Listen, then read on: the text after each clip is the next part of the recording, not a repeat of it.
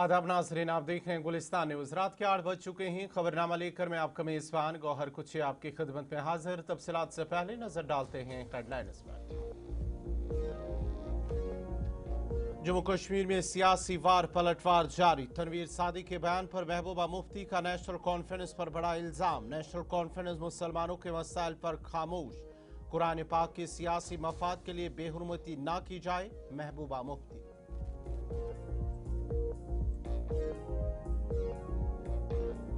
वज़ीर आला उमर अब्दुल्ला का पीडीपी पर पलटवार। क्रॉस वोटिंग मामले में पीडीपी शक के दायरे में, हुकूमत किसी दबाव में नहीं, एमएलएज की वफादारी बरकरार, अफवाहें मुस्तरद।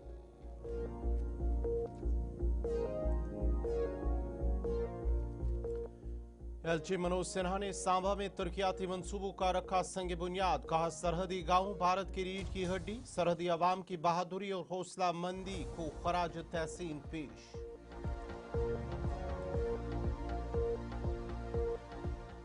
श्रीनगर में मंशियात फरोश के खिलाफ बड़ी कार्रवाई। एनडीपीएस एक्ट के तहत जायदाद जब्त। बचमालों के लक्ष्मणपुरा में वाक़ा 2 मंजिला मकान अटैच। यारीपुरा कुलगाम में शॉपिंग कॉम्प्लेक्स मुनहदम।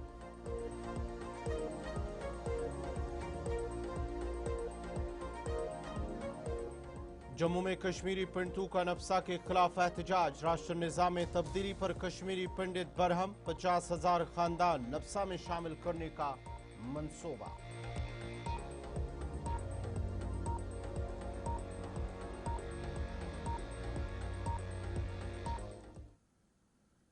और अब पेश है खबरों की तफसील। जम्मू कश्मीर में राज्यसभा इंतखाबात के दौरान क्रॉस वोटिंग पर सियासी तनाज़ा शिद्दत इख्तियार कर गया है, जहां पीपल्स डेमोक्रेटिक पार्टी ने बरसर इक़्तिदार नेशनल कॉन्फ्रेंस के खिलाफ सख्त जवाबी हमला किया। पीडीपी सदर महबूबा मुफ्ती ने नेशनल कॉन्फ्रेंस पर शदीद तनकीद करते हुए इल्ज़ाम आयद किया कि वो सियासी रकाबत में कुरान पाक को शामिल कर रही हैं और खत्ते के मुसलमानों से जुड़े अहम मसाइल पर खामोश है।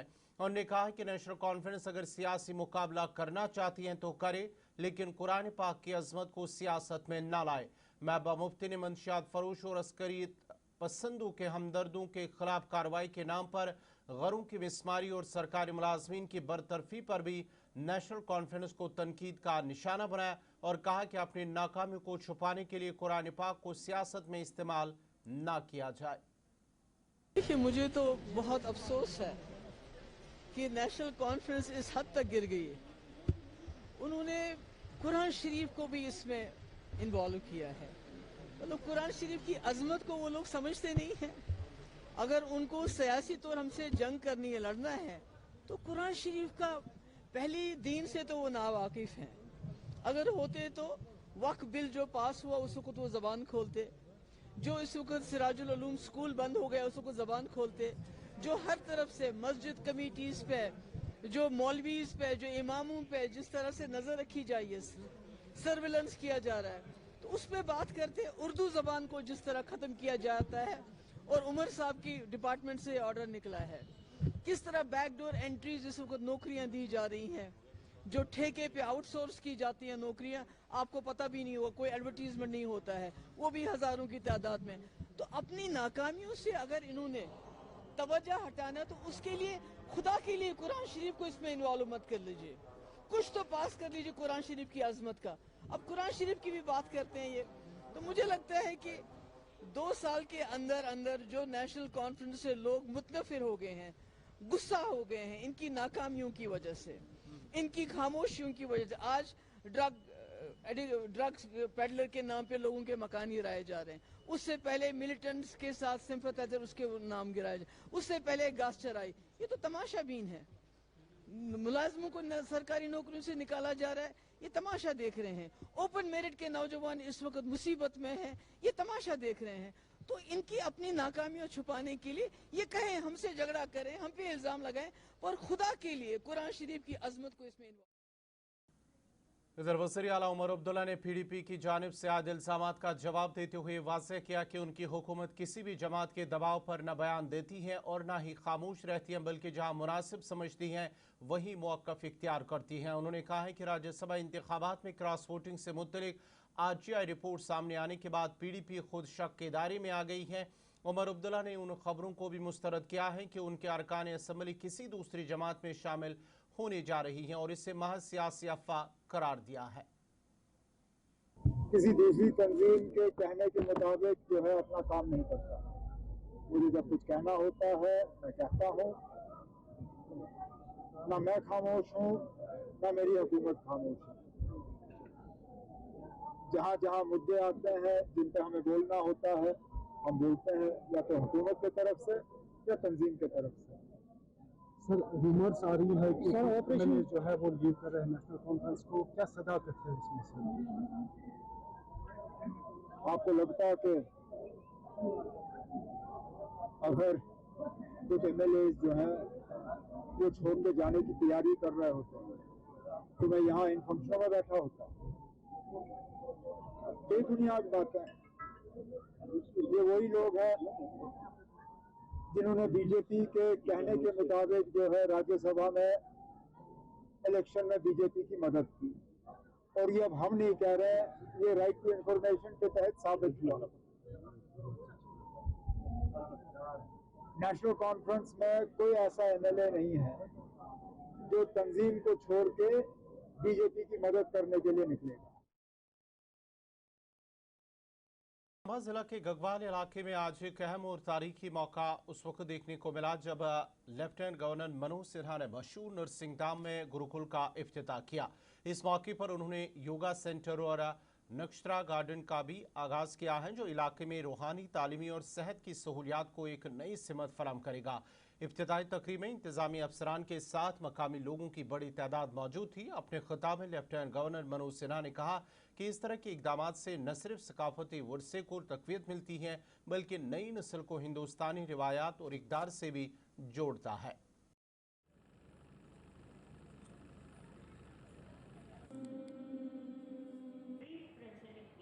और मैं समझता हूँ कि यह गुरुकुल उस विरासत का पुनर्स्मरण है जो समय बीतने के बावजूद, तमाम चुनौतियों को झेलने के बावजूद हमारे भीतर सदैव जीवित रहा है।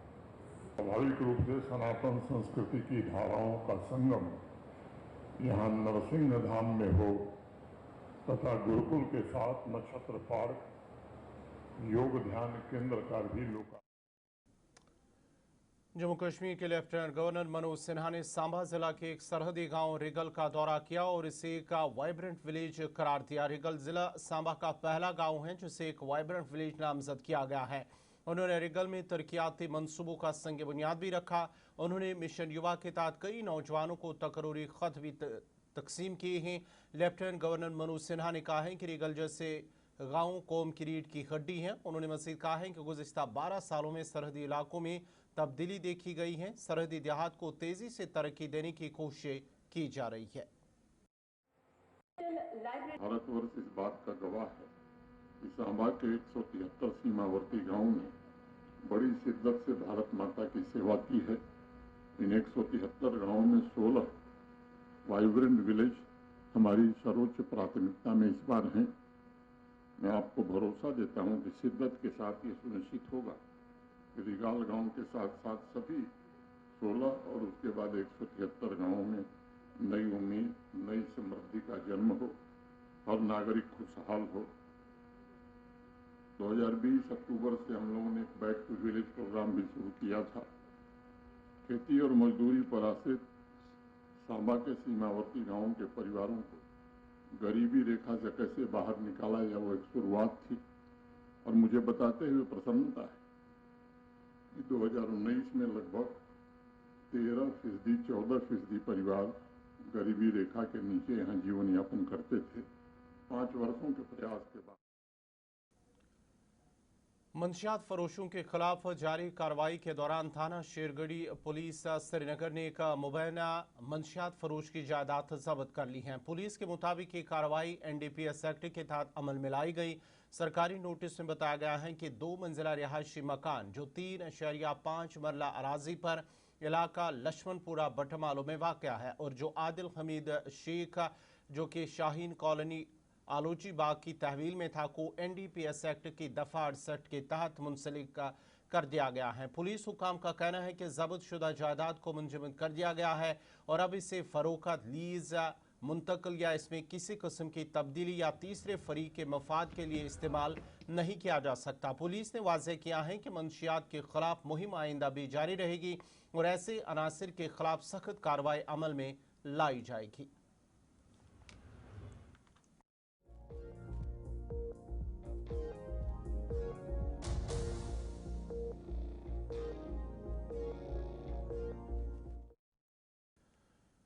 इधर नशा मुक्त भारत अभियान के 100 रोज़ा प्रोग्राम के तहत कुलगाम यारीपुरा के तंत्रीपुरा में इंसदाद मंशियात मुहिम के तहत इन्हिदामी कार्रवाई की गई है। ये कार्रवाई तहसीलदार यारीपुरा और DSP हतीपुरा की निगरानी में अंजाम दी गई है, जिसमें पुलिस और महकमे माल के अफसरान भी शामिल थे।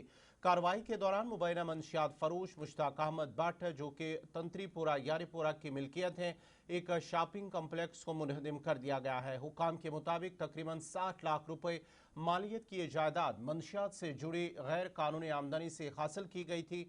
इंतजामिया का कहना है कि कदम मंशियात के कारोबार के खिलाफ जारी क्रैकडाउन का हिस्सा है और इसका मकसद गैर कानूनी सरगर्मियों के ढांचे को ख़त्म करना है। हुकाम ने वाज़ेह किया कि इस तरह की कार्रवाइयाँ मंशियात फरोशों के लिए एक सख्त पैगाम है कि गैर कानूनी सरगर्मियों को हरगिज़ बर्दाश्त नहीं किया जाएगा। मकामी लोगों ने इस इकदाम का खैर मकदम करते हुए उम्मीद जाहिर की है कि इस तरह की सख्त कार्रवाइयों से इलाके में मंशियात के बढ़ते हुए रुझान पर काबू पाया जा सकेगा।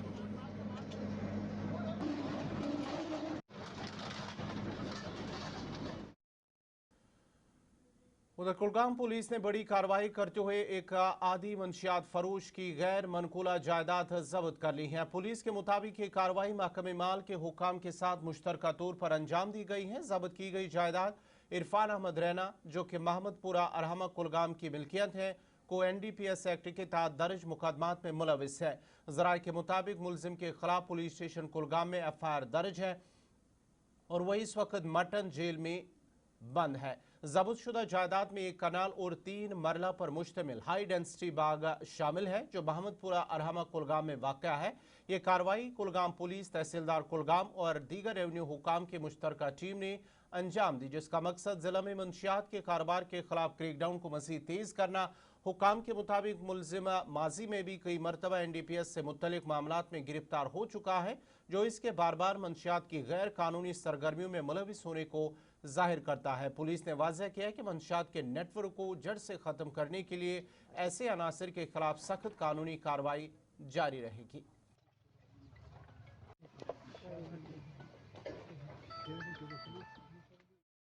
आपका दोबारा खैर मकदम है। जम्मू कश्मीर में मंशियात के खिलाफ जारी मुहिम में खैबर सीमेंट ने Islamic University of Science and technology के साथ इश्तराक करते हुए खित्ते की पहली बाकायदा एंटी ड्रग पॉलिसी फ्रेमवर्क की तैयारी में ताउन का आगाज किया है। ये 2 रोज़ा कॉन्क्लेव ड्रग फ्री सोसाइटी इज्तिमाई इकदाम की अपील के उन्मान से Islamic University of Science and Technology Awantipora में मुनक्कद हुआ, जो गुज़िश्ता रोज़ इख्तिताम पजीर हुआ।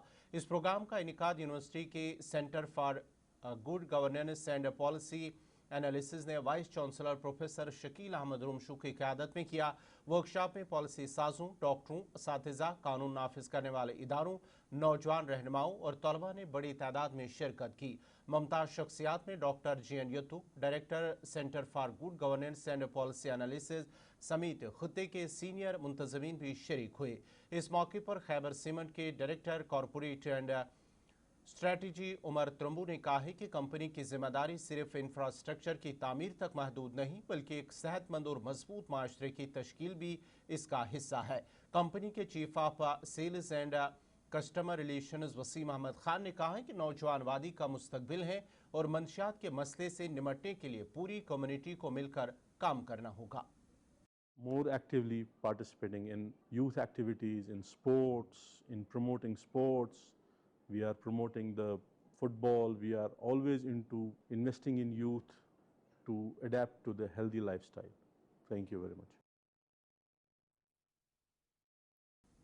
लेफ्टिनेंट गवर्नर मनोज सिन्हा की जानिब से मंशियात के खात्मे के लिए शुरू की गई मुहिम के तहत जिला अनंतनाग में एक बेदारी रैली का इनेकाद किया गया है। इस रैली में स्कूली बच्चों ने बढ़ चढ़ कर हिस्सा लिया और हाथों में प्ले कार्ड्स उठाकर मंशियात के खिलाफ अपना वाज़ेह पैगाम दिया।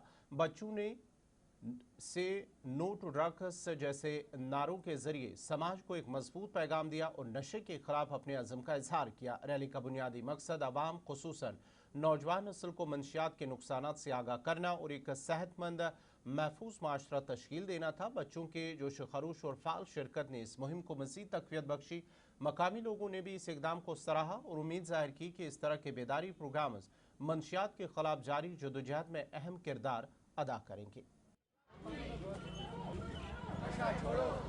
मैं इकरा पब्लिक स्कूल के मैनेजर। कितने घराने खराब हुए, उनकी प्रॉपर्टी जब्त हो गई, उनके वालिदैन परेशान हैं, क्योंकि जो ये नशा है इसका आगाज बड़ा मीठा होता है लेकिन अंजाम बहुत ही बुरा होता है। क्या जो सरकार ने इसी हक में हमने भी ये कैंपेन निकाली यहाँ पर, ये बहुत अच्छी कैंपेन है।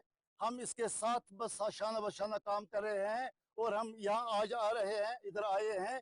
ये कैंपेन हमने यहाँ लाई है कि कैंपेन की है, सिर्फ ये है कि हम हुकूमत को इस बारे में मुकम्मल ताउन दे अपनी तरफ से, अपने एजुकेशन बोर्ड की तरफ से। और मैं बहुत ही मशकूर हूँ अपने एजुकेशन बोर्ड का, मोहतरम अमीन साहब यहाँ हैं, हम डीसी साहब के मशकूर हैं, एसएसपी साहब के मशकूर हैं, एसएसपी साहब के मशकूर हैं। फजलाबाद सुरनकोट के लोगों ने गुंडी खुल में पानी की सप्लाई को फौरी तौर पर बहाल करने की अपील की है। उन्होंने कंट्रैक्टर और महकमे आपाशी से मुतालबा किया है कि जारी ज़री सीजन के पेश नज़र इस मसले को तरजीह बुनियादों पर हल किया जाए। इलाके के लोगों ने कहा है कि पानी की बंदिश के बायस किसानों को शदीद मुश्किलात का सामना है और अगर बर वक्त सप्लाई बहाल न की गई तो फसलों को नुकसान पहुँच सकता है। उन्होंने उम्मीद जाहिर की है कि गुंडी खुल की पानी की फराहमी आइंदा चंद दिनों में बहाल कर दी जाएगी। इधर ठेकेदार ने भी मकामी लोगों को यकीन दहानी कराई है कि आने वाले 2 से 3 दिनों के दौरान पानी की सप्लाई को बहाल कर दिया जाएगा। तो इंशाल्लाह काम अच्छा हो रहा है। हमारी मांग ये है कि यहाँ पर कल भी हमने वीडियो भी बनाई, सारा इसका विजिट करके हमने देखा, लेकिन मसला ये है कि हमारे जितने लोग इस शाहीकूल पर आते हैं जिनकी धान अब लगने जा रही है, अब लोगों का ये है कि हमें पानी चलना चाहिए।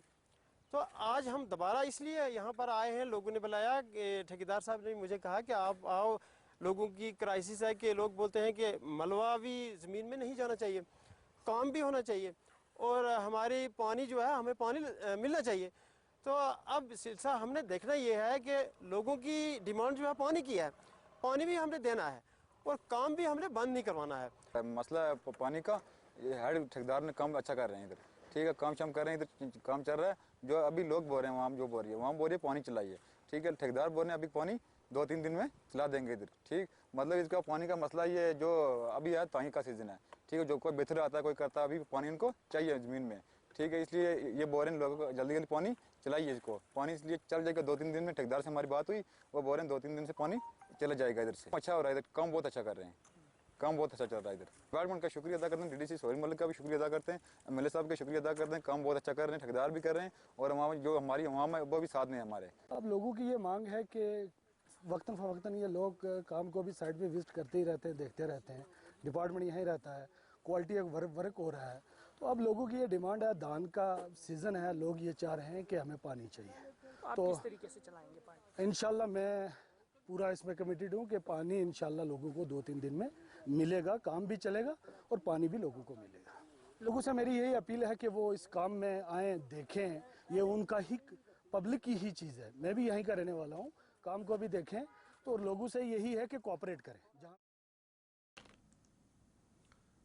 नाज़रीन, इसी के साथ ही खबरनामा इख्तिताम पज़ीर हुआ चाहता है। अपने मेज़बान गौहर कुछे को इजाज़त दीजिए। अल्लाह।